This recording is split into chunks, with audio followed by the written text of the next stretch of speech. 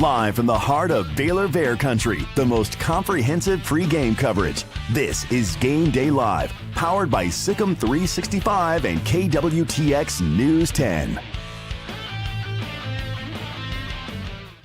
Studios on MLK and also Elm Avenue, and just a mile or two west of I-35 in McLean Stadium, where later today, much later today, 7 o'clock kickoff, the 120th meeting between TCU and Baylor. TCU's won the last 4, and of course there have been some dramatic games in this series, including just a couple of years ago here.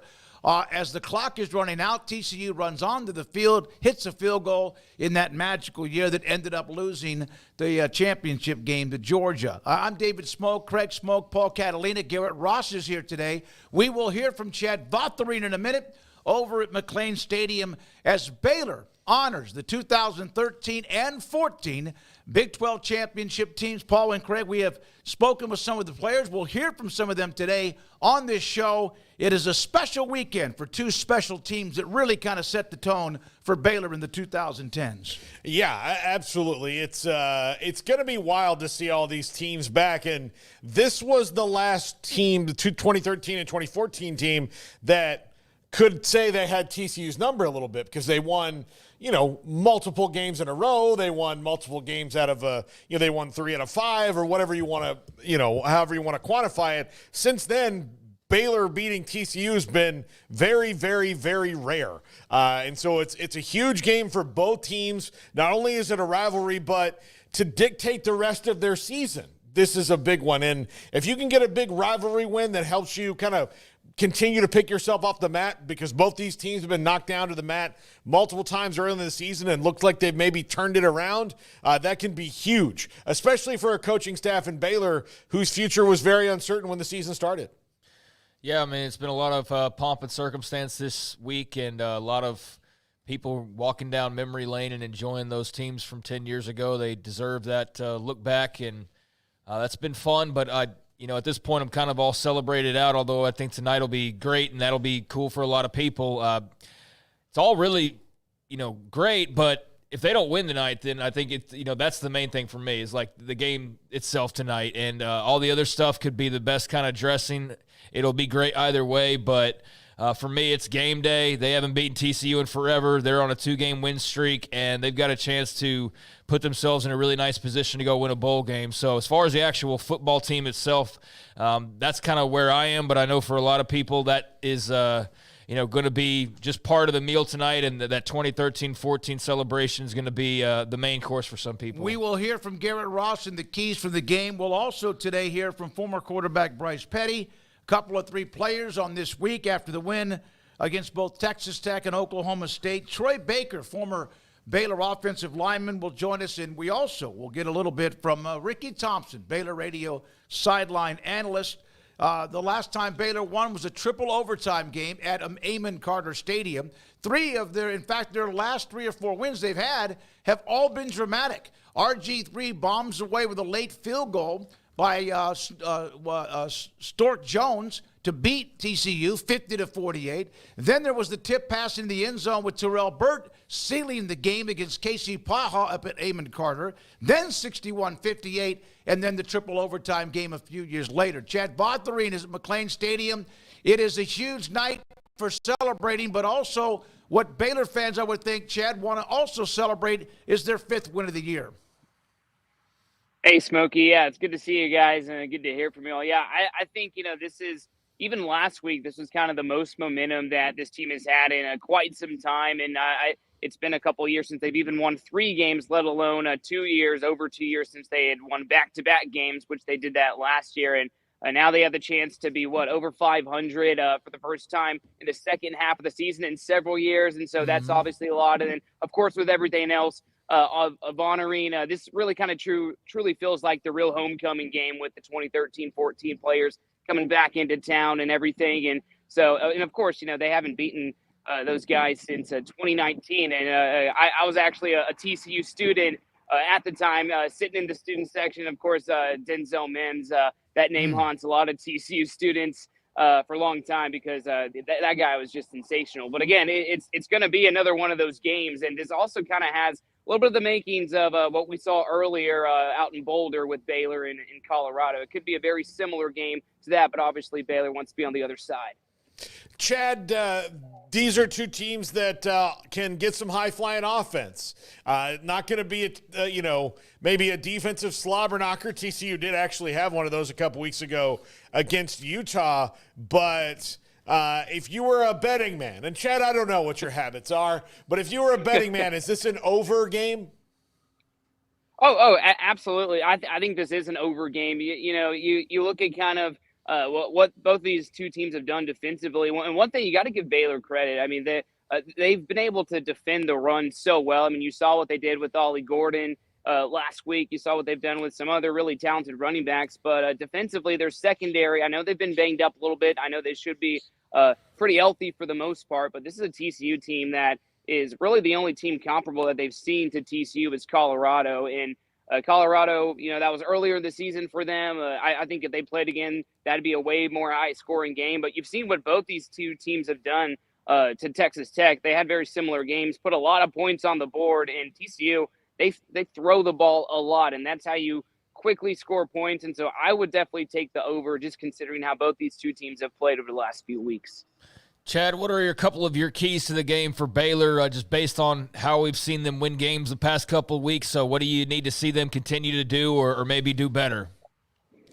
Well, yeah, I think a lot of Baylor fans, I think the coaches and even the players, and obviously Dawson Pendergrass himself, they loved what they saw last week, putting over 300 yards on the ground. And this TCU, the defense always has really fast players, so their secondary is one of the better secondary units in the Big 12, but they've really struggled to kind of protect the run. They've had a lot of some of their linebackers and some of their defensive line, very talented, but they haven't necessarily been 100% healthy over the years. Some of them are still coming off of injuries from last year. And so they've been banged up a little bit in terms of defending the run. And so if Baylor can kind of emulate what they did last week to Oklahoma State, putting a 300-yard game together, then they can find a lot of success, and they'll be able to keep up with that TCU offense, who's going to put a lot of points on the board and also just put the ball in the air a lot.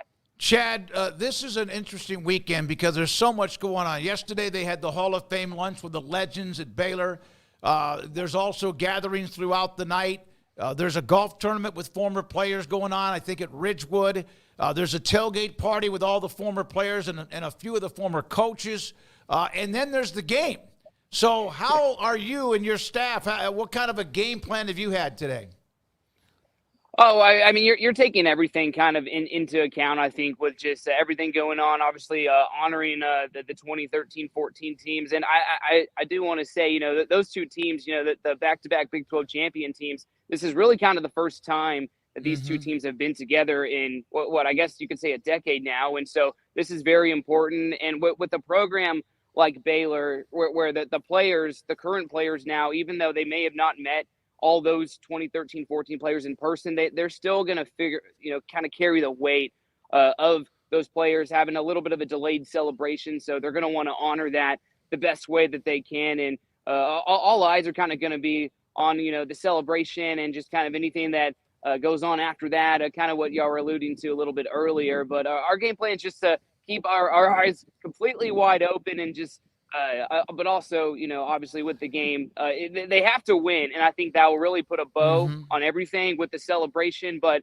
if they don't win, then I think you could see a lot of maybe more negative things said about just everything going on this week. Well, they have the blackout, and I mean, we got to bring it up. The last time there was a blackout, you were, I guess, I don't even know if you were in college.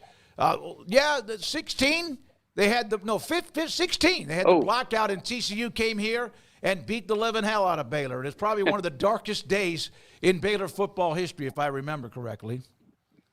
Yeah, let's see. I would have been a freshman. That would have been my first year. I graduated high school in 16. So, yes, that was a great year. And that's what made, some of those following years, especially that 2019 win, last time Baylor won, that's what made it really special, not only for Baylor, but also really devastating to TCU fans because, they had this dominance over the last few years in this rivalry. And I want to say you have to go back to like the 70s or something like that since the last time Baylor really had a long streak aside from, some of those early 2010, 2013, 14 teams. That's how much that, they've been close. But again, TCU's really dominated this rivalry if you look at the kind of bigger scope of things. And so a win for Baylor, obviously they want to get kind of back on the saddle and get on the right track of this big rivalry game. Chad, hopefully it stays dry the rest of the day. I don't know if it's ever going to rain or not. We've heard that might be in the forecast. Good luck. I see what your jacket you're wearing. Thanks for your time on our Game Day shows every Saturday morning. Have a great day.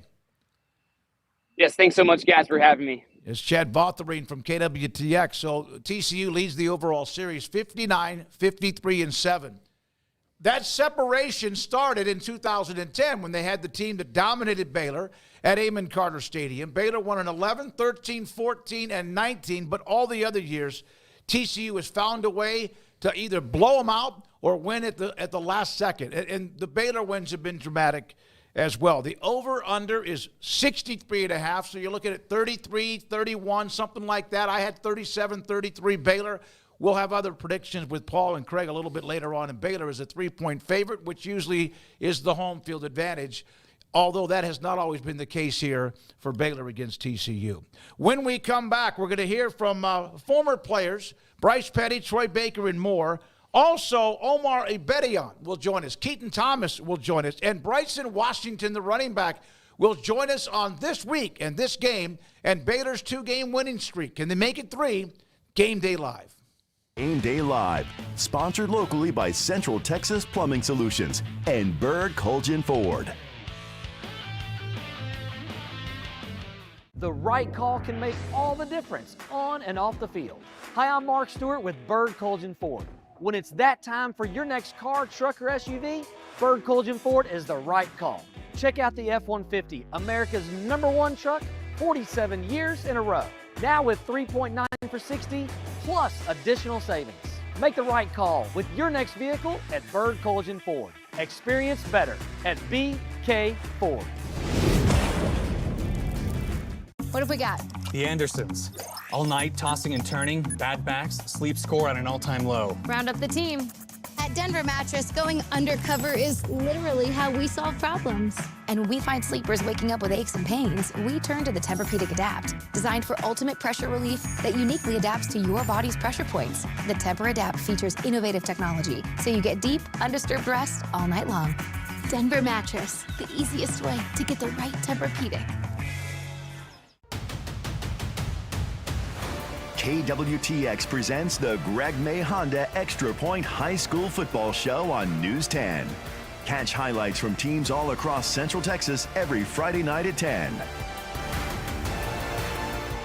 The Greg May Honda Extra Point High School Football Show on KWTX News 10 is sponsored by Greg May Honda and in part by Slovacek's, the Good Feet Store, and the Zimmerman Law Firm.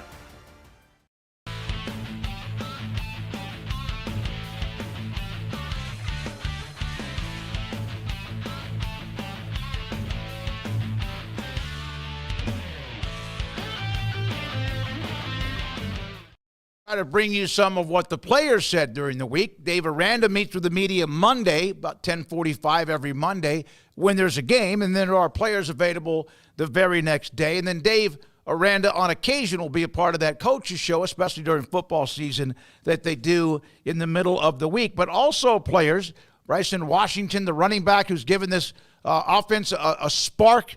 Last week, Dawson Pendergrass, of course, had the big game with very few carries and averaged about 25 yards a carry. And that people are making plays. What Hawkins did and Presley did. People are making plays on both sides of the field, and Baylor doesn't have a lot of room for error. So going into this week, 2 games in a row, and now all of a sudden a bowl game is at least in play at 4-4. With 4 games left to play in the game at home today against TCU. Omar Ibedian, Bryson Washington, and Keaton Thomas earlier this week met with the media about TCU week. How's the team feeling? A couple wins, going into a rivalry game like this. Right. How are y'all feeling?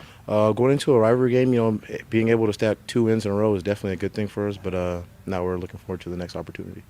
So.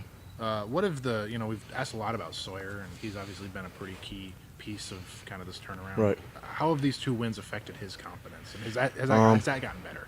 I think it should play a boost in his confidence, but the whole season I feel like he's been playing with confidence. Going out there and making great plays for us, and helping this offense be explosive, and he's been making good plays all season. So I think 2 wins definitely helps, but I think he's a player that plays with a lot of confidence anyway. A lot of experience for you in this blue bonnet battle rivalry, whatever you want to call it.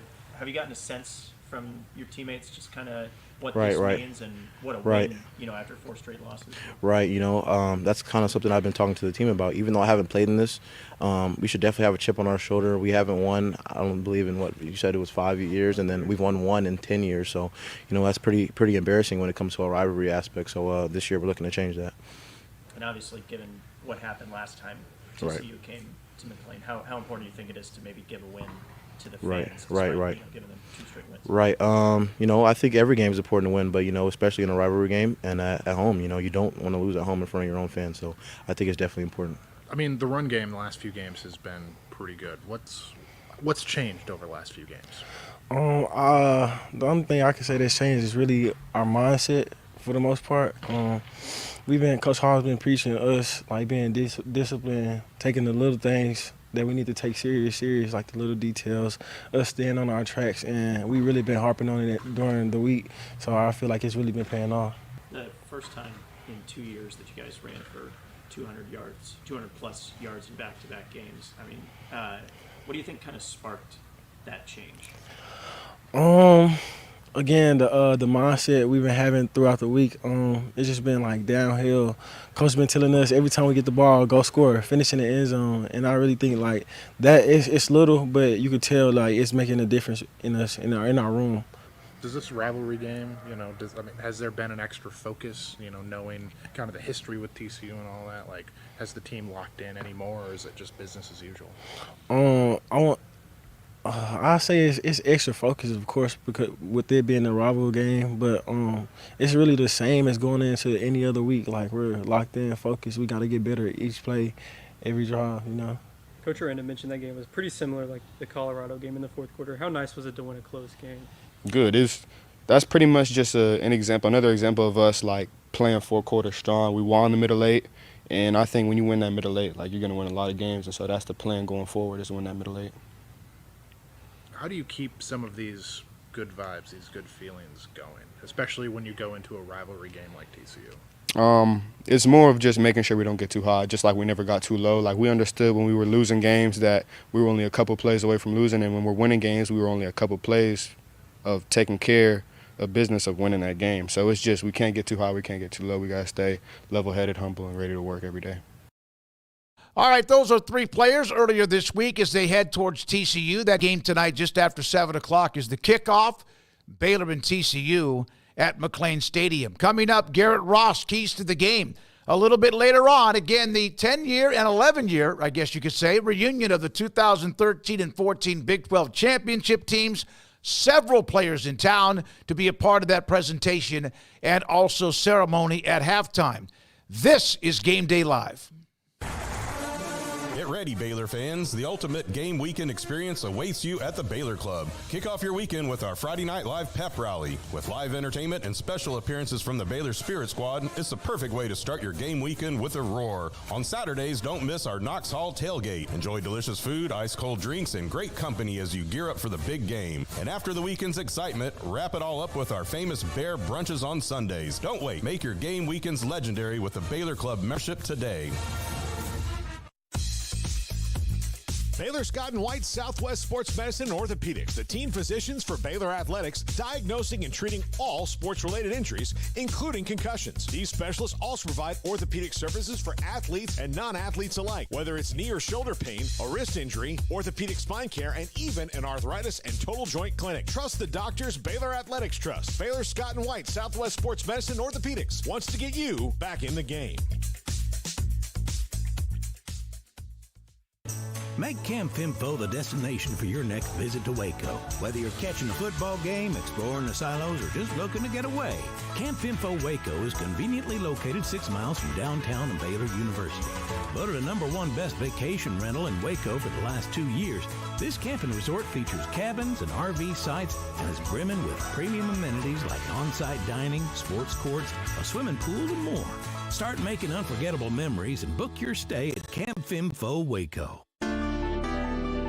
Edward Jones Financial Advisors Ben Erlinson, Brad Wilson, and Cam Heathcott understand these are difficult and changing times we live in, but they know how important your financial investments are to you. So is your financial advisor staying in touch with you and helping you navigate today's financial climate? Invest with Edward Jones Financial Advisors Ben Erlinson, Chuck Verno, Brad Wilson, and Cam Heathcott, who invest their time and experience back to you and your money. And like coaching athletes, investing money is about time, patience, and encouragement. Contact Ben Erlinson at 254-759-8533. Brad Wilson's location at 250 Sharon Drive in Woodway, and Cam Heathcott in Conroe. Edward Jones Financial Advisors, Ben Erlinson, Brad Wilson, and Cam Heathcott, proud sponsors of 365 Sports. Edward Jones, making sense of investing, member SIPC.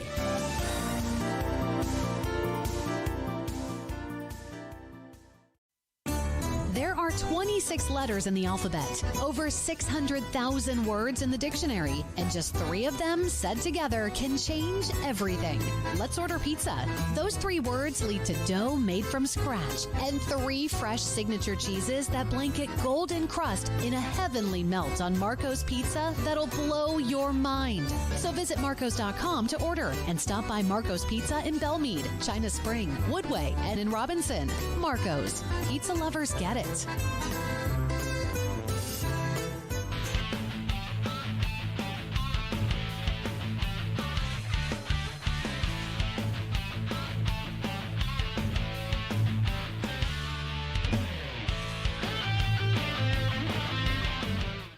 Welcome back into Game Day Live. I'm Garrett Ross with today's Keys to the Game presented by Richard Carr Motors. Last week, Baylor was able to take care of business at home and then knock off Oklahoma State to extend their winning streak to 2 games. Now this week, they have an opportunity to take it to 3 as they welcome TCU into Waco. And the Frogs have really owned this rivalry over the past decade. This is going to be the 120th matchup all time, but TCU right now is in firm control.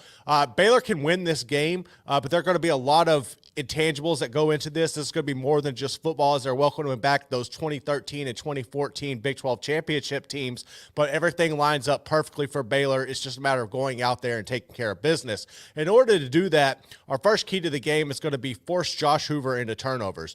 When you look at the TCU quarterback, I found it very intriguing earlier in Big 12 Media Days in Vegas where Sonny Dykes told us that Josh Hoover was the most talented quarterback he's ever coached, which I think if you go and look at everybody who's played under Sonny Dykes in that position, for him to say that about Josh Hoover is really remarkable, and the numbers really stand out to themselves. Last week against Texas Tech, Josh Hoover had another big game. He put up 3 touchdowns. He's up to 19 touchdowns on the season, and that earned him the watch list a spot on the watch list for the Davey O'Brien Award, which goes out to the best quarterback each year. But at the same time, while Josh Hoover has a lot of big numbers that he's putting up, he forces the ball a lot. He has 8 interceptions on the season. He's also lost a fumble in every game that they've played. So I think the one key to the game is Baylor's really going to have to force Josh Hoover into uncomfortable situations in the pocket, make him force the ball because he's known and prone to do that, and Baylor's secondary should be able to key off on that and force a couple of turnovers. Our second key to the game is going to be for Baylor to eliminate the big plays. Last week, they really were torched by Brennan Presley, the Oklahoma State wide receiver. Outside of him, the Pokes weren't able to get anything going, but Brennan Presley was able to find ways consistently to carve up Baylor's defense. Now, if you look at TCU, they have a better receiving core overall than what Oklahoma State has, whether it's Jack Beck or Savion Williams. They even have the McAllister kid, Eric McAllister, who is averaging over 21 yards of reception. TCU really lives and dies by the big play. They're one of the most explosive offenses in the nation when they can get things going. So Baylor's secondary really needs to step up in this game and hold things down for them to come out and come away victorious. Our final key to this game isn't necessarily going to be football related. It's going to be do not hyperventilate. Baylor has struggled to take advantage of big opportunities at home and big matchups. This is going to be a official blackout game. They're, like I mentioned earlier, going to be honoring the 13 and 14 Big 12 championship teams. And the last time Baylor was able to really have any consistency at beating TCU was when those teams were donning the field. If Baylor can keep everything on track, keep it about the football, not get distracted by the outside noise and the factors of this game, I think they can finally beat TCU and then head into that bye week next week on a three-game winning streak. But it's all going to come down to completing these three keys. That's going to do it for our keys to the game. We'll be back with more Game Day Live right after this. Texas Plumbing Solution is the team you can count on to go the extra mile and resolve your plumbing problems quickly and thoroughly, getting it done right the first time. So when you need some help before the big game, call Central Texas Plumbing Solutions. At Jeff Hunter Toyota, we don't just sell cars, we build relationships. For more than 30 years, we've proudly served the Waco community, sharing Toyota's commitment to quality and embodying Waco values every step of the way. From our friendly sales team to our expert service technicians, our priority is always you, our valued customer. Shop Jeff Hunter Toyota or go to jeffhuntertoyota.com. Jeff Hunter Toyota, Toyota quality, Waco values. Mr. Rhodes? That was a little too close for anyone's comfort, mine included. I don't want to hurt anybody. The crosswalk stripes are sending you a message. Stop for pedestrians. Got it. And slow down. I'll keep my eyes open from now on. And we'll all get where we're going safely. I want that, Mr. Rhodes. I just love humanity. Does anybody need a hug? Watch the Greg May Honda Extra Point High School Football Show every Friday night at 10.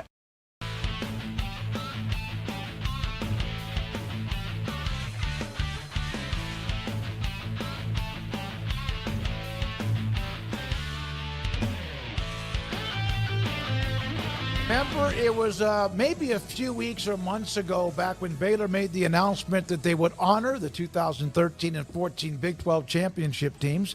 We had Bryce Petty come on the show, former Baylor quarterback who was part of both of those championship teams in a big way, and we discussed it. He joins us today because this is the week of. Bryce, it's actually the week of. Do you feel any different than you did back when it was announced that the honor and the reunion was going to happen? Just older and wiser per usual. But no, man, it's a great honor. We're excited to get all the guys back together and be a part of, again, something very special for us. Bryce, Seth Russell joined us a couple of weeks ago. He tipped us off to the fact that you guys have been invited to run the Baylor line. What do you think of that? Are you planning on taking up that offer? You absolutely know I'm not going to. I don't know why. I'm gonna trip once in my career, and that's it. So I'm not gonna go sign up to do it again. But I think that's a great idea. Actually, Levi's the one who wanted to do it, and Coach Wetzel and Javon put that together. So I'm excited those guys get to do that. But I'll take part in watching. Bryce,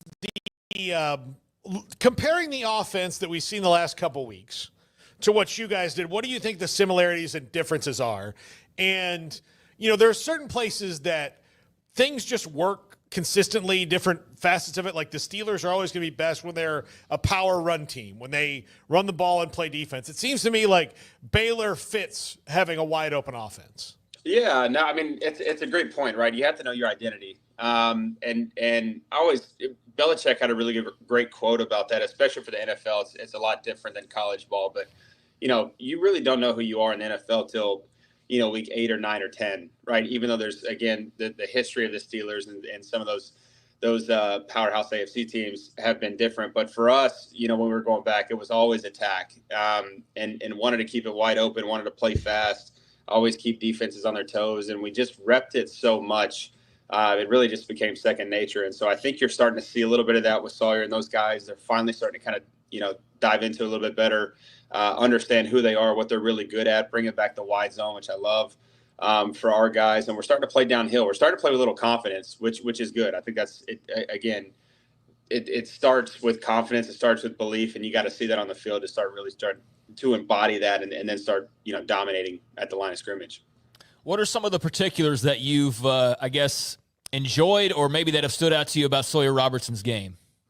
One, just his leadership. I think the guys really gravitate towards him. And since he's taken over, each week he gets better. Each week he gets a little bit more, again, more and more confident, not to just, override that word. But I like him as a leader. And I think he can make plays both with his arm and his feet. I was actually at the game in Lubbock and got to watch him live. He's got a lively arm. And so I think just guys respond really well to him. So I'm excited to see, again, what that product looks like, against TCU. A little bit questionable defense on their side. So I'm hoping there's some points scored for us. Bryce, it's the 10th year of the 2014 team, the 11th year of the 2013 team, and because of some legal things, they couldn't do 13 at the time until something was settled legally. But now they were able to do both of them together, which to me ended up making a lot of sense. What is this weekend going to mean, not just to you, but what do you think it means to a lot of players? Well, I mean, I think for the players especially, it's just the ability to get recognized that, it doesn't come around too much where you win Big 12 championships. It dang sure doesn't come around a lot that you win, back to back. And so, for the guys just to be together, to get to kind of commemorate, being on the field together and what we were able to accomplish is a really cool thing. And then, especially with Coach being there, we're going to get to spend some time with him, which is fantastic. Just because there's just been a lot of things that have happened over the 10 years. It hasn't been, I think, what anybody's or what we expected it to be. Coach Rule, Coach Aranda has been great, including guys in the program. It's just different, right? So to be back and have everybody together, again, Coach Wetzel and Javon and all the everybody in the B Association and Baylor, University wanting to put this thing together means a lot. And so it's just kind of exciting to get to walk down memory lane for a lot of us that are older, fatter, balder, and get to, remember what we did accomplish and be recognized for that. You mentioned it's hard to win a Big 12 title. It's hard to win it back-to-back. Other than Oklahoma having 3 in a row and then one time putting together that stretch of 6 in a row before Baylor won it in 2021, the only school in the history of the Big 12 to win back-to-back Big 12 football titles is 13-14 Baylor. Yeah, I mean, it's really hard to do it once. It's really, really hard to do it, back to back, and especially the run that OU had. Again, it's when you have the momentum, it just kind of seems infectious and contagious. And I would presume to say that most of those guys in the Oklahoma locker room have a lot to say, similar to what we would say is that there's a standard there, and once you create that standard. It's unfortunate how we lost that standard, but at the same time, it's so hard to get. But once you actually get it going, then it just feels like, man, if you're not with us, in terms of preparing that standard and solidifying that standard, then the team kind of cast those guys out. And so it's just a winning atmosphere. It's an infectious atmosphere. And it's something that again, it's hard to find, but when you do find it, you gotta hold on to it and run with it. Can you describe that the first title when you beat Texas in the coldest day I think I could ever remember until Baylor was in that bowl game against Air Force 3 years ago or whenever it was, and then of course by what you guys did in 14, which was a team that got really close to playing for the national title. Which one of those is the one, if you could pick the two, that you savor the most? Well, I mean, I think 13, just because of, a lot of guys remember getting recruited when there was more, visiting team colors in our stands. We were on homecoming, tickets for other teams. And no one expected us to do what we did that year. It was a full belief system inside that building and really only inside that building. That we knew what we were capable of and what we could do, and then to go see it on the field, week in and week out. So, but it's hard to put that those two teams and compare those two teams, because it was crazy enough is even though they were only a year apart, very very different teams. But man, when you get to do something that no one thinks you can do, except for yourself, it just kind of gives you a little bit more of an edge. And so I really love both teams, but just in terms of answering your question, I'd probably say 13. Yeah, and you win one. It's the hardest thing to do is try to win it again. Craig, you have another follow-up? Yeah, Bryce, there's going to be a lot of pageantry, obviously, with you guys getting honored. Also, they're bringing back the blackout officially. They've kind of stayed away from that. You guys were known for having the cool uniforms, and then TCU also, and that just kind of added to the rivalry and just the interesting part of it. How much did stuff like that, the little stuff, actually jack you guys up or add an extra level of excitement, or is that stuff just all peripheral kind of fan conversation? No, I mean, I think it's the Dion, right? The look good, feel good, play good. Yeah. And so Coach loved to embody that. He loved us, having a say in what we got to wear. He wanted to be, kind of the staple for, the first to do a lot of different things, but especially when it comes to, putting the chrome on and, it really just letting the players be and have fun doing it, right? So it's sometimes it can be a grown man's game, and especially with NIL and this like free agent portal or whatever, it can seem a little bit more like a business nowadays. But at the end of the day, it's football, and you go have fun. And so to score points on the board and make stops, you got to have fun doing it. And so we always loved, kind of not exotic by any means, but man, we got the blackout and the chrome. That's one of my favorite combos. Game Day Live, sponsored locally by Central Texas Plumbing Solutions and Bird Colgin Ford. I am so glad we called SPJST to help with our retirement. I'll never forget the day we called them. We need to call SPJST instead of that annuity. I do not want to retire like your parents. What do you mean? Y'all, we're out of toilet paper. Yeah, I'll call SPJST right now. SPJST Annuities, with guaranteed growth and income to last your entire life. It's easier than hindsight. Good call. SPJST, growing wealth for Texas families since 1897. What sets Hillcrest Dental Care apart is our vision of how we want to care for our patients to improve their health and their quality of life, whether it's the teeth, the gums, the bite, or the smile. Because I didn't feel anything at all. When I woke up there, I had everything done. I go in the restaurant to eat, and the waitress said this, "You got new teeth." So they noticed it too. If you want something done that is good and permanent, this is the place to go. KWTX presents the Greg May Honda Extra Point High School Football Show on News 10. Catch highlights from teams all across Central Texas every Friday night at 10. The Greg May Honda Extra Point High School Football Show on KWTX News 10 is sponsored by Greg May Honda and in part by Slovacek's, the Good Feet Store, and the Zimmerman Law Firm.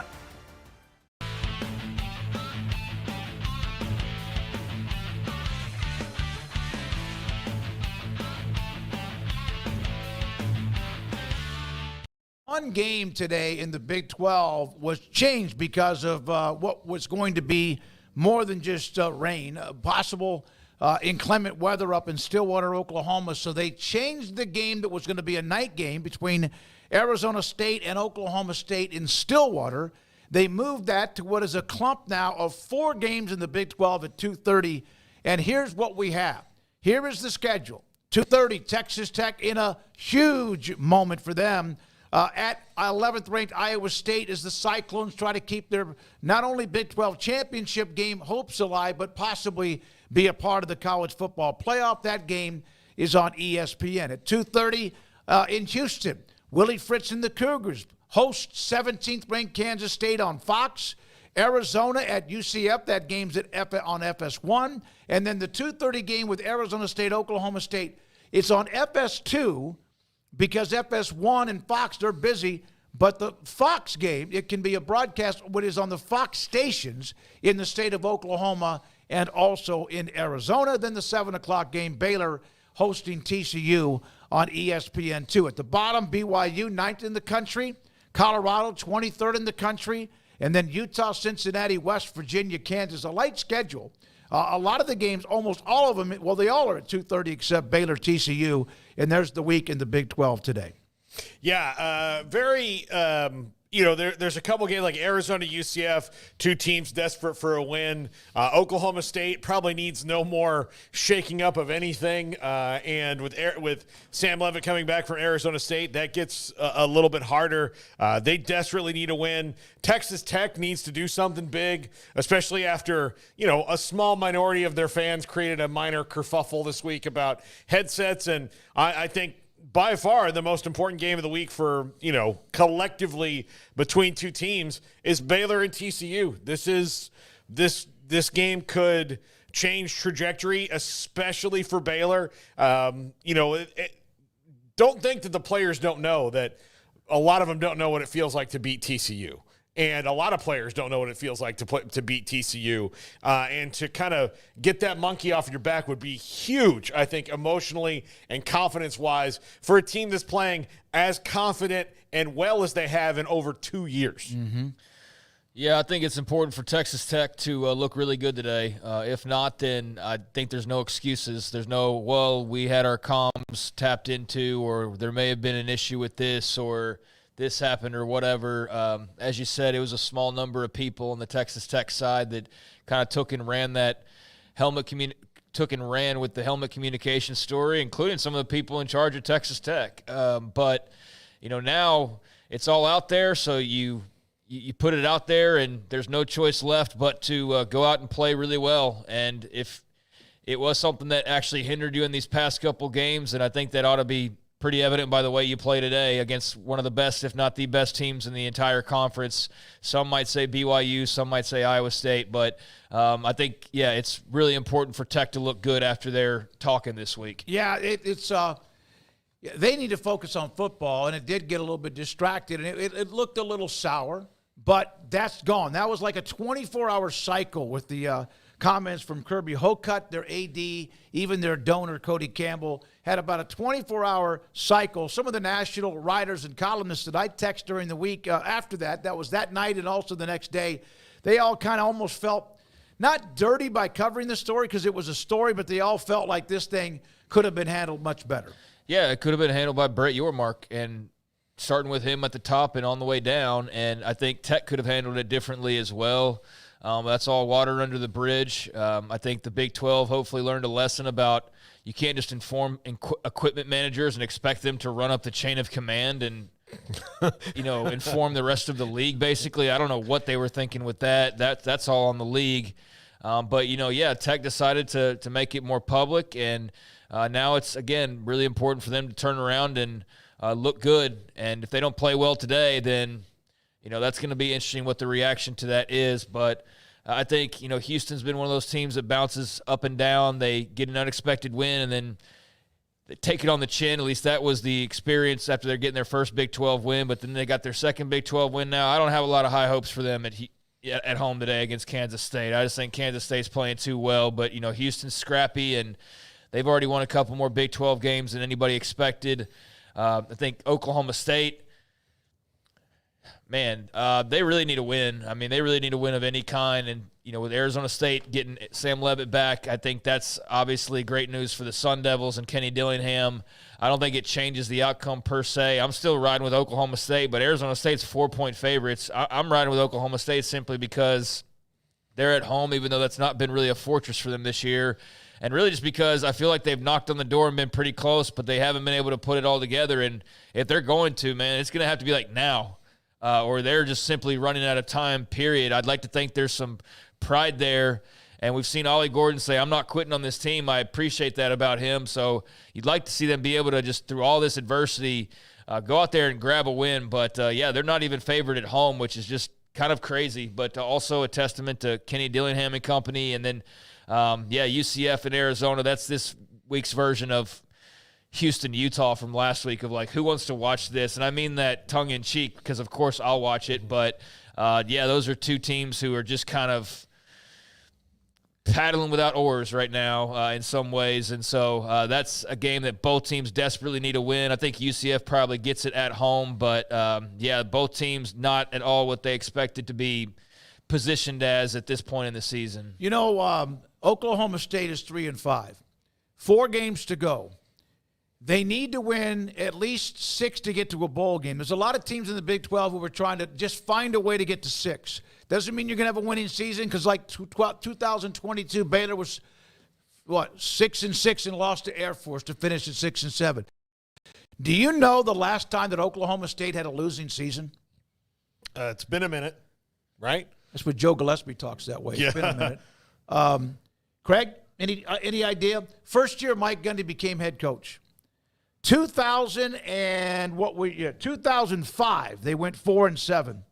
He's been 7-6 a handful of times, 3-5. 2007, since the last time. That's how consistent that he has been with the Cowboys in Stillwater. So that's also a critical, because they lose today, they have no better than 6-6 if they win out their last 3. Now, couple of national games that are what we call bangers, top 25. Both teams have to be ranked. There's some other games that are very much important, but a couple of bangers. At 11 o'clock, Penn State at home against Ohio State. This is a game that James Franklin has not been able to win. There have been a lot of great coaches, and I'm not comparing him to some of the Hall of Famers who could not beat certain teams.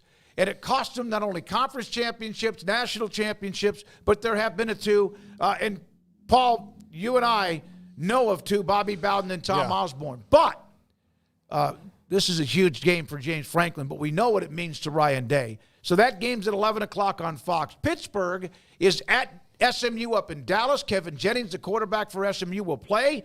That game is on the ACC network. That's a 7 o'clock game tonight. And last night... How is that on the ACC Well, network? It's one of those that was planned. There was a game the other day. SMU and Pitt? Yeah, I don't know which one it was. I mean, it's the biggest ACC game that we've had in, what's the bigger game that they've had so far? I don't know. Because Florida State hadn't been relevant. Miami hasn't played anybody huge that I'm thinking of. Neither has Clemson. So it's the biggest game this year so far. And here's the thing: you found it out. You expand. You add more teams. Yep. Guess what happens? And you get some badass games, but you get some crap too. Your big teams may not play each other. You get there's so many games, and that's been kind of a topic this week about the possibility if you could have multiple teams in the conference that go undefeated. But that's at 7 o'clock tonight on ACC Network. Which is not a bad network, but also part of the controversy with revenue and more when it comes to that conference. Last night, Boise State ripped San Diego State 56-24. Ashton Gente had 31 carries, 149 yards, and 2 scores, had a couple of receptions for 31 yards. But the story in that game was Maddox Madsen, 307 yards passing, 4 touchdowns. Boise State continues what they hope is a run to be a part of the college football playoff. I just can't believe Ashton Gente only had the nerve to score 2 touchdowns last night. I mean, what kind of a Heisman candidate is that? And a second lowest of the season, 149 yards. Maddox Madsen's just having a ball game. Boise State. Look, I don't know what their future is, and there's other teams like Wazoo who really needs Boise State to lose because their only loss is to Boise State. But there's some other teams, Army, that could make this more complicated. But if all those teams, the one that would pop into me in the playoff, if I'm a big team that I do not want to see, is Boise freaking State. Yeah, I had somebody send me a direct message on Twitter about talking about Ashton Gente and.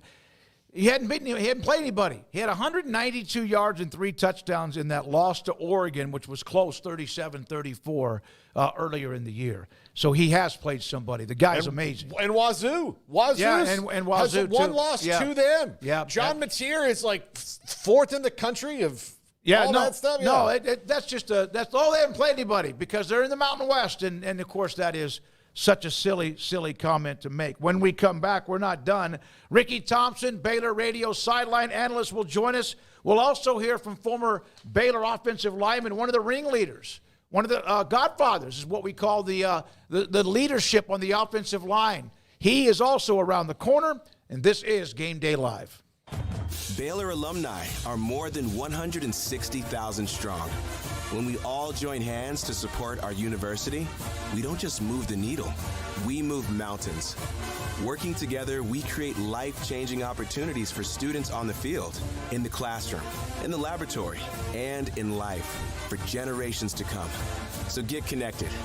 Get involved. Learn how at baylor.edu/alumni. Score big savings at the Kickoff to Savings event at Richard Carr Buick. A first-year All-American and a 2024 Car and Driver Magazine Editor's Choice, the all-new Buick Envista starts at only $23,990. Or make the winning drive in a 2024 Buick Encore GX SUV and save $4,000 for non-GM car owners. Qualified buyers get 0.9% financing and no payments for 90 days. Score your deal at the Kickoff to Savings event going on now at Richard Carr Buick. At Richard Carr, we give you more. At Ideal MRI, we feel blessed to be part of the Waco community. We're a small family business here in Central Texas. At times like this, the cost of healthcare has never been more important. And unfortunately, significant illnesses and injuries still occur. And that's why Ideal MRI is open and here to serve you through this difficult time. So if you need an MRI, ask your doctor about Ideal MRI. You can schedule online in minutes at idealmri.com or call 833-IDEAL-MRI.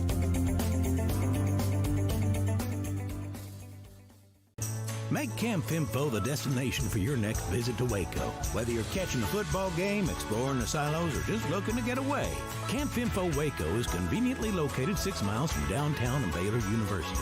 Voted a #1 best vacation rental in Waco for the last 2 years, this camping resort features cabins and RV sites and is brimming with premium amenities like on-site dining, sports courts, a swimming pool, and more. Start making unforgettable memories and book your stay at Camp Fimfo Waco. Get ready, Baylor fans. The ultimate game weekend experience awaits you at the Baylor Club. Kick off your weekend with our Friday Night Live pep rally. With live entertainment and special appearances from the Baylor Spirit Squad, it's the perfect way to start your game weekend with a roar. On Saturdays, don't miss our Knox Hall tailgate. Enjoy delicious food, ice-cold drinks, and great company as you gear up for the big game. And after the weekend's excitement, wrap it all up with our famous Bear brunches on Sundays. Don't wait. Make your game weekends legendary with the Baylor Club membership today.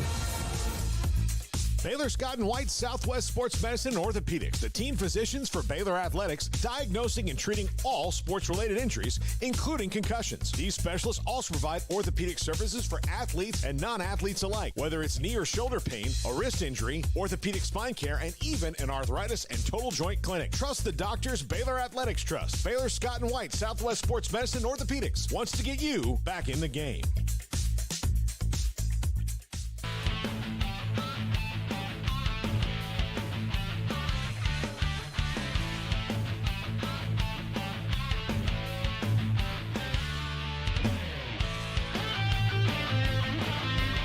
Ricky Thompson, Baylor radio sideline analyst, former Baylor and Washington NFL wide receiver on 365 Sports. Ricky, thank you for your time.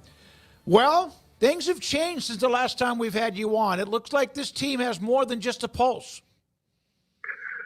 Yeah, I'm not sure any of us would guess this right now if we were talking 3 or 4 weeks ago, the way things were going, but pretty exciting, and, you know, I think we've seen some pretty good football, guys.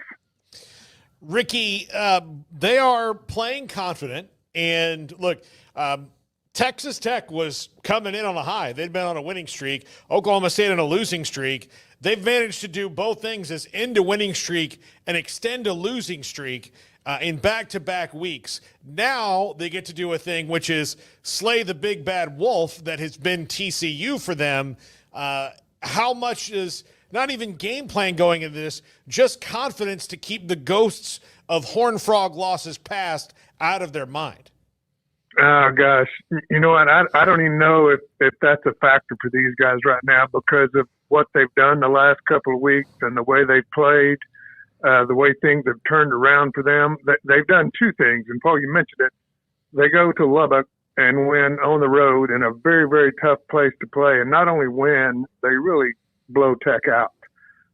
In fact, that the most disappointing thing about it, if you listen to Aranda, was the fact that they let them score the last 2 touchdowns.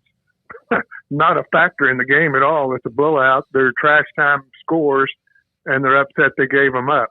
So, I mean, I love it. Then you come in against Oklahoma State. I know the record, but we also know Oklahoma State has players. Ollie Gordon is as good as they come, and they've got an offensive line that was back in its entirety. They've got talent. They're struggling. But that was a game that comes back to a 31-28 game late. And what's happened the last couple of years when that's happened? Well, figured out a way to lose. This time they drive down, punch it in the end zone, go up 38-28, and win the ball game. So we've seen things that have changed their confidence level, changed the way they play, and they'll go into Saturday confident. That doesn't necessarily mean they're going to win or that TCU is going to just lay down, because they're not. And that's been really a tough out for the Bears, and probably more so in Waco than Fort Worth. So this is a huge game for them, but it wouldn't have been if they haven't won the last two and go to 4-4. This goes to a lot of things. I don't think there's any question, both offensively and defensively. But guys, go back to one major change, and that's the QB change and the confidence Sawyer has given that offense, and probably even affected the defense some. Without him back there, I don't think they're where they are right now. Now, as far as that offense, and it all sort of starts with Sawyer, this run game, the last couple of weeks in particular, has gone crazy and been really, really good. How much of that is Sawyer? How much of that is the O-line? How much of that is the running backs? And is it all sustainable in your opinion, knowing also that they're playing some teams who haven't been great against the run, but kind of where do you take all of that momentum and where do you sort of categorize it, so to speak?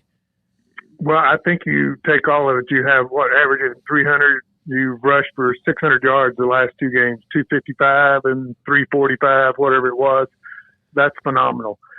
I think absolutely some of that goes forward. I think TCU will be better against the run than the last two teams that the Bears have played. But I'm just telling you, it's like anything else in the offense, even the passing game, defensively stopping the run.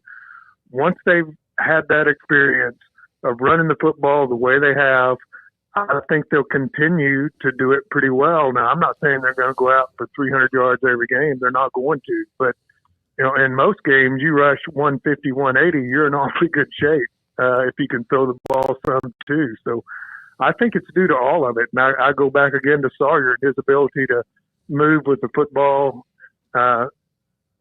even against the rush, against the blitz, and to handle that and to take off, even on a 11-yard first down run.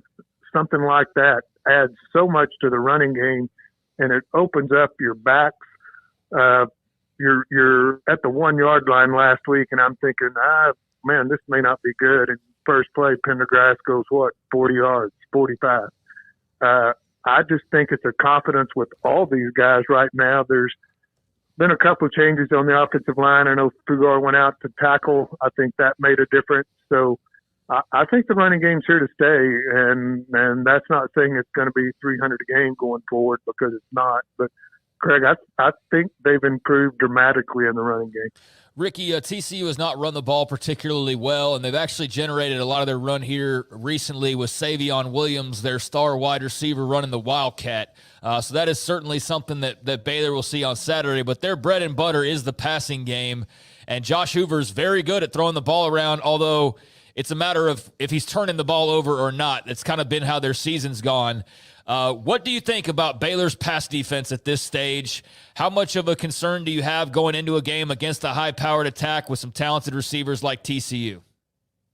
Well, I have some concern. I think we saw a guy last week with, 15 catches for 183 yards? Yeah. And I don't think he's as good as these guys TCU have. I think Kendall Briles is doing a good job. They've thrown for over 400 several times.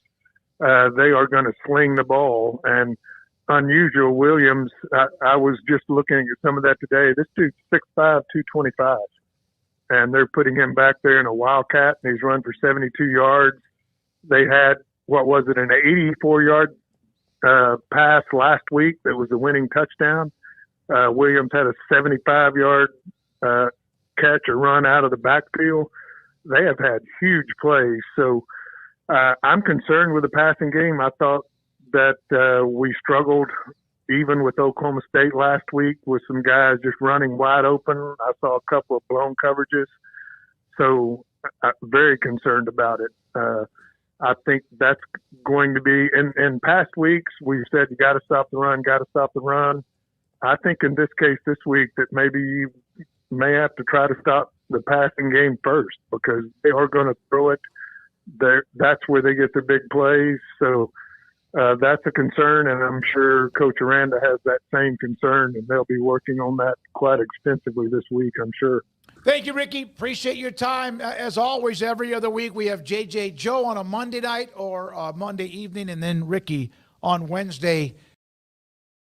Favorite styles home for the holidays from Du Bois Furniture. We make it easy and affordable. Entertain in style this season with special holiday savings, plus up to 25% off all accessories and up to 70% off clearance at Du Bois Furniture. If you need a system repair or replacement, call the good folks at Clark Heating and Air Conditioning. They're family owned and operated since 1999. And offer best of the best installation, maintenance, and customer service. Being Waco's Tempstar Elite dealer, they have the best warranties and financing options. The Clark team is knowledgeable, well-trained, and ready to serve you. Call Clark Heating and Air Conditioning today and see why they're Waco's Tempstar Elite dealer. The right call can make all the difference on and off the field. Hi, I'm Mark Stewart with Bird Colgin Ford. When it's that time for your next car, truck, or SUV, Bird Colgin Ford is the right call. Check out the F-150, America's #1 truck, 47 years in a row. Now with 3.9 for 60, plus additional savings. Make the right call with your next vehicle at Bird Colgin Ford. Experience better at BK Ford. Sleep well and save during Du Bois Furniture's Home for the Holidays mattress sale. Sleep better on a new Sealy, Stearns & Foster, or Tempur-Pedic mattress. Plus, get up to a $300 in-store certificate and special financing now at Du Bois Furniture. Watch the Greg May Honda Extra Point High School Football Show every Friday night at 10.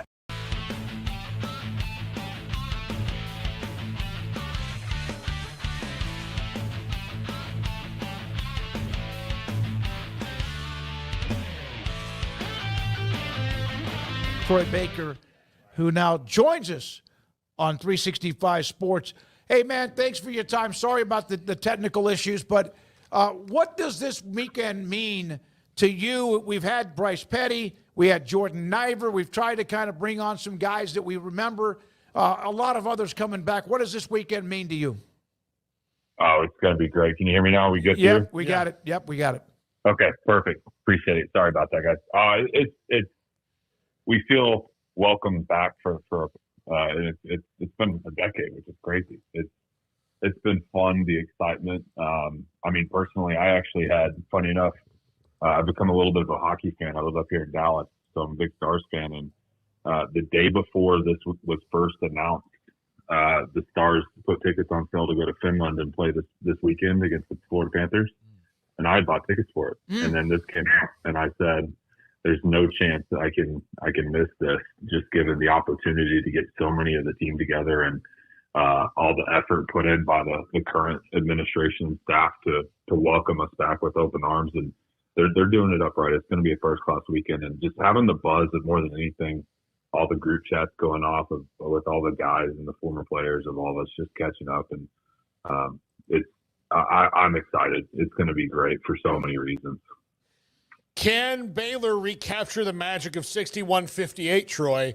The TCU rivalry has been very one-sided since you guys left, really. It has been. The thing that's also, timing's working out great. This team's figuring out their identity. They're walking around with a little bit of swagger. They're playing with some belief and confidence now. I think it's just kind of it's obvious to see. There's some, I think back to Utah, the end of the Colorado game. And now the last couple of weeks building that momentum. And so I think that it's a perfect timing for us to come back in because it's going to be a great atmosphere. I know that there's a lot of excitement and rightfully so around the blackout and the atmosphere and the uniforms and whatnot, but it should be to the point where I expect there's going to be a quality quality game. Obviously, TCU's kind of wild with how many points they put up this year and kind of sporadic. We've got an offensive coordinator up there who knows how to put up points, that's for sure. So it's going to be fun to watch, and we're looking forward to it. Troy, I'm curious if you've watched the O-line, all that intently, if there's anything you could share with us on what you see from a group that, it's a hodgepodge of young guys, and then there's transfers. And I know you guys had new guys that would come into the fold, but it really is unique and a little bit different now, and just how many interchangeable parts there can be from one year to the next. And especially with a group like that, gelling is so important, right? So have you seen that gelling going on, and just kind of what have you picked up as they started to have some bigger offensive performances? Yeah, it's I can't even imagine how different it is now with the portal, to your point. I'm thinking back, we probably had maybe one transfer a year, and now I know it's not even that's not even close to the number that it is.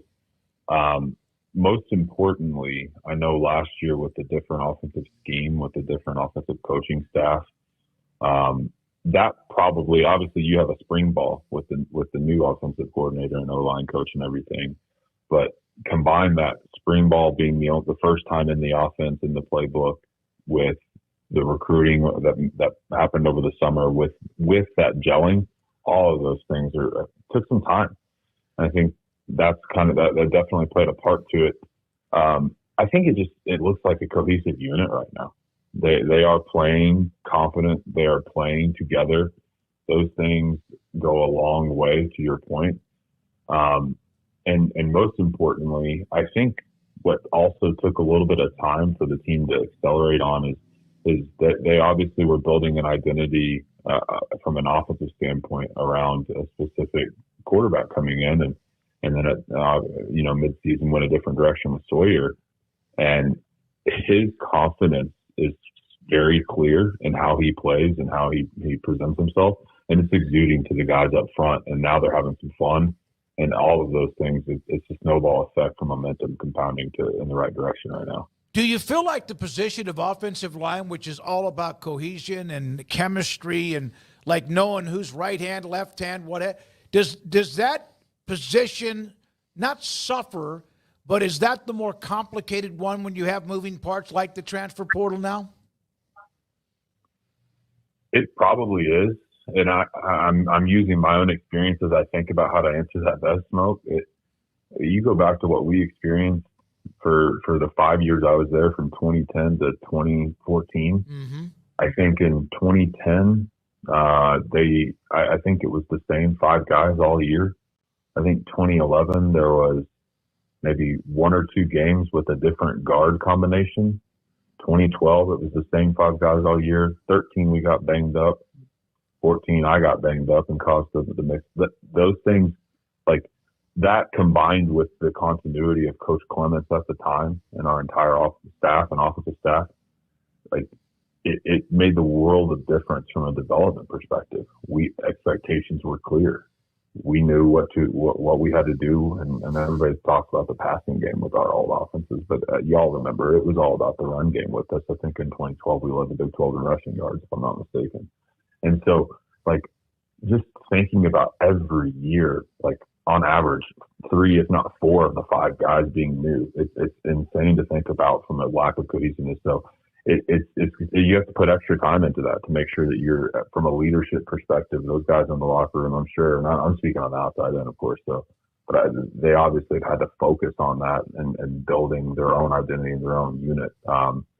So I think it's probably, knowing the mental aspect of the game too, is definitely a heavy impact, if not the highest impact, to your point. What is your favorite Baylor TCU memory?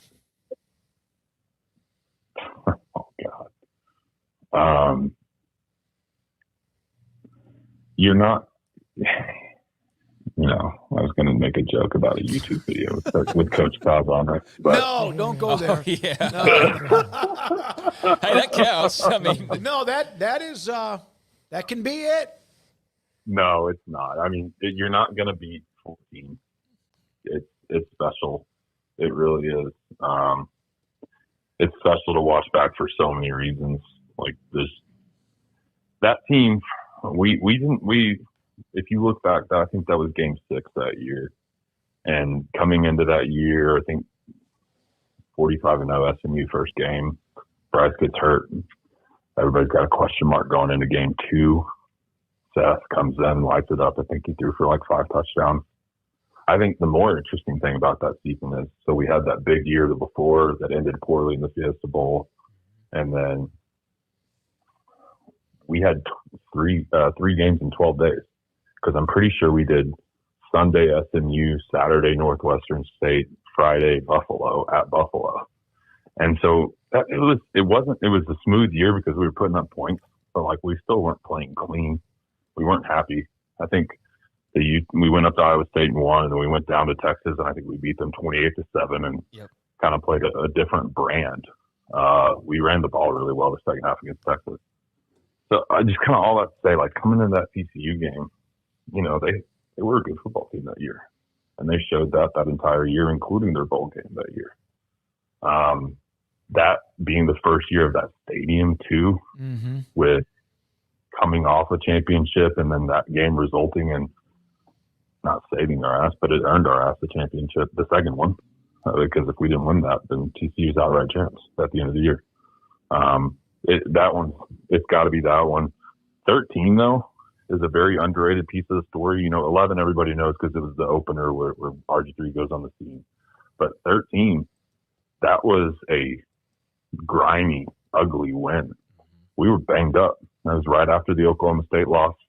So, you know, everybody felt like the national championship hosts were done. That was the last year of the old national championship style, the BCS.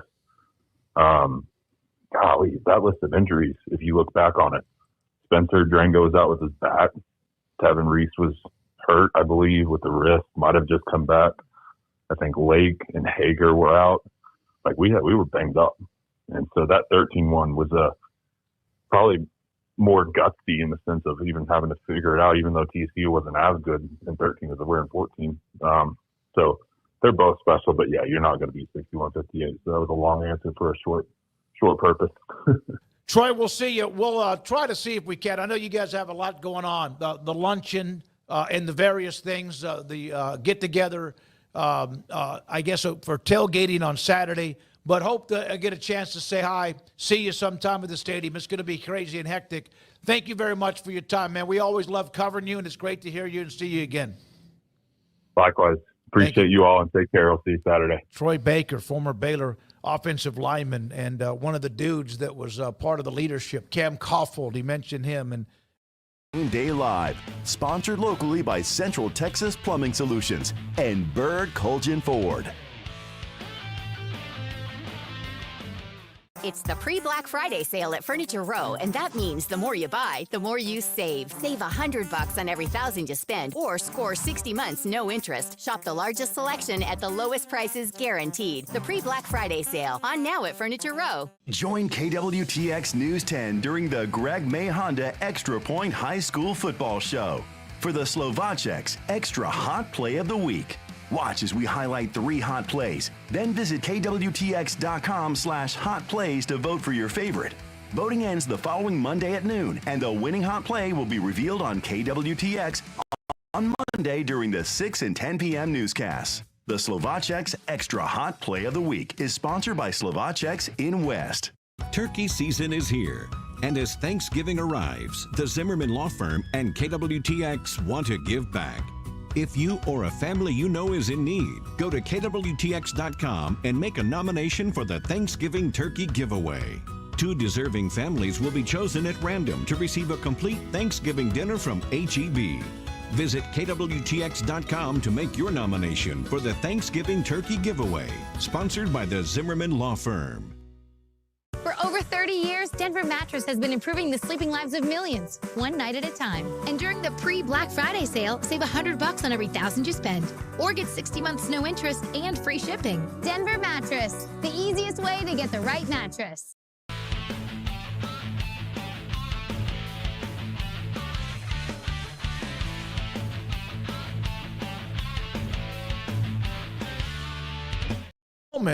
Dave Aranda with his normal Monday media session. anytime there's a game, Baylor has the off week next week. So if they can win today, be on a 3-game winning streak and get the off week and then the stretch drive of 3 straight, you got to like that. But, of course, you have to beat TCU. And here's Dave Aranda. How much excitement does a blackout bring and just kind of buying into that environment? They're excited, yeah. Today we have those helmets on this morning and the walkthrough. Everyone's fired up about that. I think everybody knows. There wasn't a whole bunch of words being said, but you could just – there's a different feeling. There was a different feeling this morning, and I think a lot of it has to do with what you're talking about. And so we'll take it. Yeah, we'll take it. I'm excited about it too.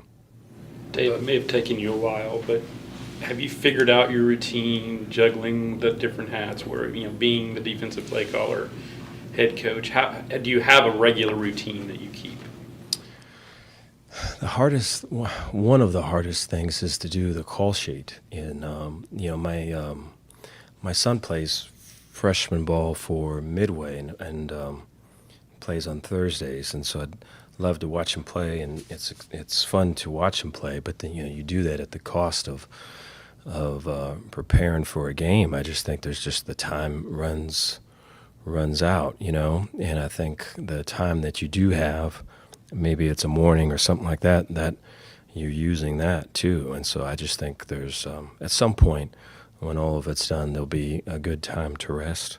But there's just at the beginning of the week I feel rushed. At the end of the week I feel like I don't have enough time, and it's been like that basically the whole time. And so I don't think I've found a good solution yet. Dave, to the fans, these TCU games seem to mean a lot. What would it mean for you to get your first win against TCU? Yeah, definitely want to win, and we're going to do everything we can to try to be able to do that. I look at the coach in Sonny. I have a lot of respect for him.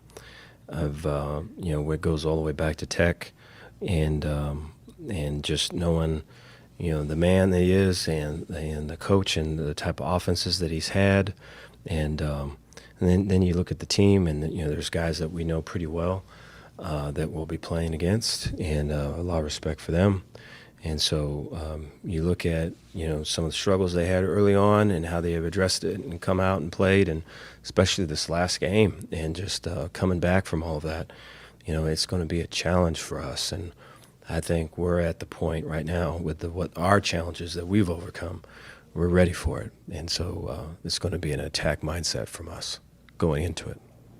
Do those 2013 and 2014 Big 12 championship teams ever cross your radar when you were elsewhere? And how cool is it going to be to have some of those players back in town? It's going to be really cool. I know a fair amount of them just through my experience here, but then I remember watching those games. I remember the excitement that goes, and I know there's a great love here in the community for those teams and those players, and so it'll be exciting to have them back.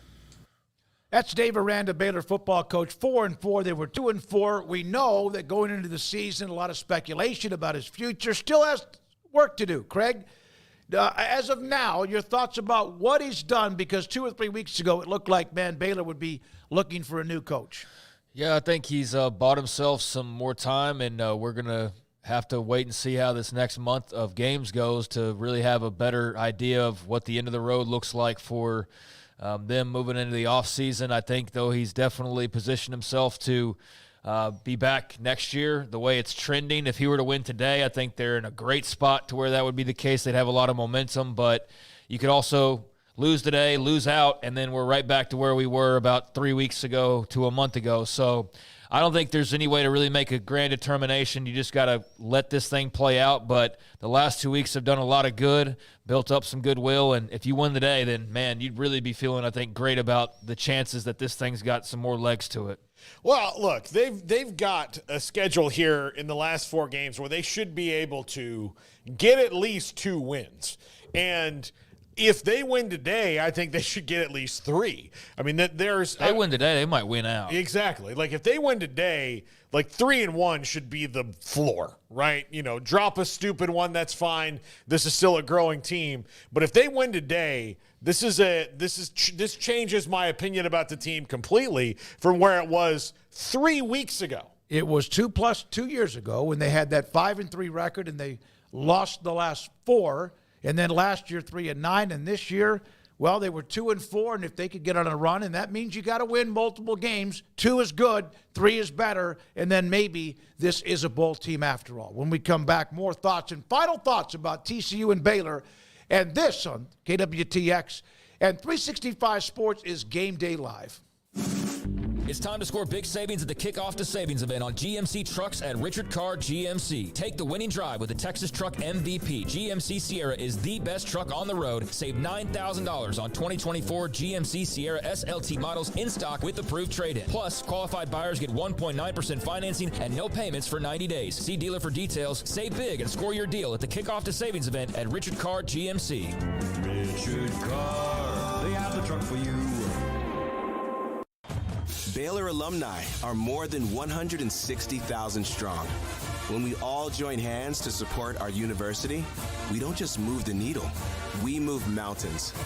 Working together, we create life-changing opportunities for students on the field, in the classroom, in the laboratory, and in life for generations to come. So get connected, get involved. Learn how at baylor.edu/alumni. Get ready, Baylor fans. The ultimate game weekend experience awaits you at the Baylor Club. Kick off your weekend with our Friday Night Live pep rally. With live entertainment and special appearances from the Baylor Spirit Squad, it's the perfect way to start your game weekend with a roar. On Saturdays, don't miss our Knox Hall tailgate. Enjoy delicious food, ice-cold drinks, and great company as you gear up for the big game. And after the weekend's excitement, wrap it all up with our famous Bear brunches on Sundays. Don't wait. Make your game weekends legendary with a Baylor Club membership today. TFNB Your Bank for Life is the official local bank of Baylor Athletics.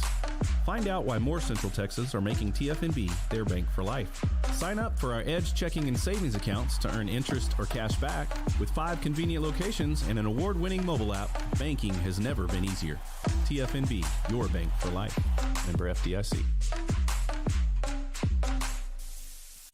At Ideal MRI, we feel blessed to be part of the Waco community. We're a small family business here in Central Texas. At times like this, the cost of healthcare has never been more important. And unfortunately, significant illnesses and injuries still occur. And that's why Ideal MRI is open and here to serve you through this difficult time. So if you need an MRI, ask your doctor about Ideal MRI. You can schedule online in minutes at idealmri.com or call 833-IDEAL-MRI.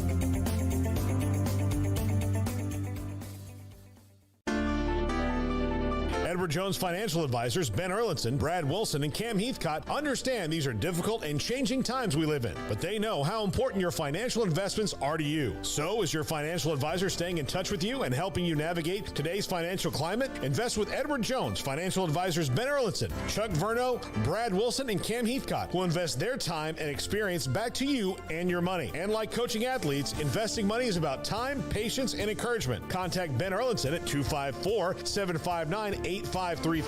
Brad Wilson's location at 250 Sharon Drive in Woodway, and Cam Heathcott in Conroe. Edward Jones Financial Advisors, Ben Erlinson, Brad Wilson, and Cam Heathcott, proud sponsors of 365 Sports. Edward Jones, making sense of investing, member SIPC.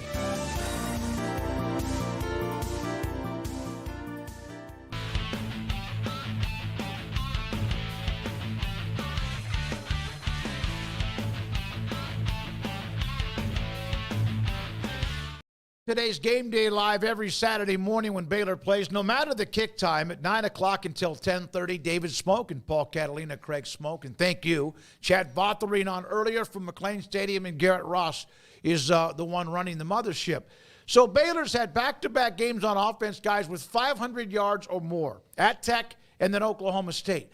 One thing that they've done, they had 340 yards rushing in that game against Oklahoma State. Everybody contributed. Even Sawyer Robertson, obviously Pendergrass, Reese chipped in. Obviously Bryson Washington chipped in, and Pendergrass had the big game. What's happening here? Well, I think they're getting better up front. I think last week they had the benefit of playing one of the worst run defenses you'll ever see. In fact, the second worst defense in the entire country in Oklahoma State. But sometimes that can just be like, like a a phantom kind of a thing, a mirage of you played this really bad defense. It was a bad matchup for them. It was a good matchup for you. And then it goes away. Well, TCU's pretty good at stopping the pass. They're not excellent at stopping the run either. So if you can really get the run game going and establish, what this offense can be, it can change things. And I've kind of changed my opinion. I thought running back wise, they needed to maybe go to more Bryson Washington. And I don't think that that's totally wrong, but they do have at least 3 running backs that you can ride with a hot hand with Pendergrass, Washington, and even Richard Reese, who is a big play guy. Yeah, I think they've just played worse defenses. I think they've gotten better up front, and I think they've found a little bit more of their identity. But Texas Tech and Oklahoma State are 2 of the worst defenses in the Big 12 against the run. And I think it just so happened that Baylor hit their stride at the same time that the schedule lightened up. And there's reasons to be optimistic. There's also a lot more proving they have to do just because they ran pretty well against a couple of teams who usually allow teams to run pretty well on them. Doesn't mean that they're just going to roll in today and pile up 200 yards just by showing up. I think this will be a game where we see how legit this really is as far as the offense and some of the fireworks that we've seen. I believe it's legit, but to what degree I think we'll really get tested today, and especially because the TCU secondary is so good that I feel like they're going to be forced into a situation where Sawyer's not just going to be able to rely on like 5 big plays to win the game. There's going to have to be some grinding, and they've been able to grind the last couple of weeks, but I think it's really going to be put to the test today, and we'll see just how far this team has come in that regard. Baylor is 51st in the country rushing offense. TCU's 96 rushing defense. TCU's 123rd rushing offense. Savion Williams now does some Wildcat, kid from Marshall, Texas. Baylor's 73rd defensively against the run. Here's what's going to be interesting. I mentioned this earlier. TCU is 5th in the country in passing offense. I mean, Hoover can sling it. Baylor's 61st defensively. TCU's also 17th in the country on defense. So passing, throwing up a bunch of yards, and also stopping the pass has been their specialty. Both teams in the 30s in scoring offense. TCU, though, turnover margin is 128 of 133. So that's not good. And so they have turned it over because Hoover has been picked. Robertson at times will throw one of those. He tries to get it like a lot of quarterbacks do. He's got to avoid that, especially early on. To me, one of the big keys, you're going to have this electric crowd, you would think. The blackout, the reunions of the championship teams. It's TCU. It's a night game. Baylor cannot afford to come out with a thud, right? No. It's easier said than done. They can't come out and be down 14-3 in that crowd all of a sudden, or they can't move the ball on offense, and the crowd is gone. That, to me, is a very, very, big deal early on. Paxton, by the way, on the text, wet blanket, Oklahoma State fan, thank you for your time. Juanita Robinson on there, LTCM, also in the chat room, among others today. And Paxton said, every game on the Pick'em page is tough. I'm coming for you, Craig. Craig's leading the way. Yep. Well, Paxton, I see you, and I respect that, and I'll be, hoping to try and stay in the lead, but I know I got some people hot on my heels, so let's party and see who comes out on the other side. But I've been on a pretty good run the last couple of weeks. We'll see if that's the case this week, because like you said, there's some tough games to pick. What really bothers me is I went 9-1 last week, and I didn't gain any ground. Yeah. It's like shooting a 63 in golf in the last round, and somebody else shoots 62 and beats you. Yeah. So, no, but Paxton is I think he's the one who's right there behind you, Craig. He's done a very good job. He's done a very, very good job. I bet he missed the Georgia-Texas game, though. Yeah, he did. So did I. Yeah. No, I mean, so did I. So did I. So tonight, Juanita asked earlier, what time does Baylor get off a start? 7 o'clock. It'll be a little bit after 7 o'clock when the early comments early on ESPN2. We will be there full throttle. I will be back here in the studio, I don't even know, maybe 10:30, 11 for the post-game show. Garrett will come back and we'll do that and take you for 30 minutes to 45 minutes. Tight end Matthew Klaffenstein is going to join us today in the postgame, no matter the result. And don't forget, Monday at 1, Paul Catalina's triple option, and then we'll be back, the three of us, at 3 o'clock with our regular show in the afternoon. For Garrett Ross, Chad Votherine, Craig Smoak, and Paul Catalina, thank you, KWTX. We appreciate this opportunity every Saturday morning. It's great to start the day. I'm David Smoak. TCU and Baylor, Game Day Live. Texas Plumbing Solution is the team you can count on to go the extra mile and resolve your plumbing problems quickly and thoroughly, getting it done right the first time. So when you need some help before the big game, call Central Texas Plumbing Solutions. For over 30 years, Denver Mattress has been crafting factory direct mattresses with innovative design and unrivaled quality, improving the sleeping lives of millions of people one night at a time. And during the pre-Black Friday sale, the more you buy, the more you save. Save $100 on every $1,000 you spend. Check out the Summit Firm, only $349.99. And save $50 on our Buena Vista lineup, or get 60 months no interest and free shipping. Denver Mattress, the easiest way to get the right mattress. Turkey season is here, and as Thanksgiving arrives, the Zimmerman Law Firm and KWTX want to give back.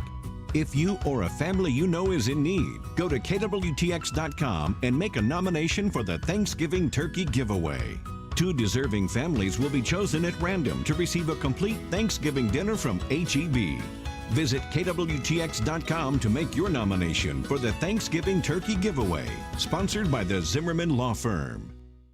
Central Texas Plumbing Solution is the team you can count on to go the extra mile and resolve your plumbing problems quickly and thoroughly, getting it done right the first time. So when you need some help before the big game, call Central Texas Plumbing Solutions.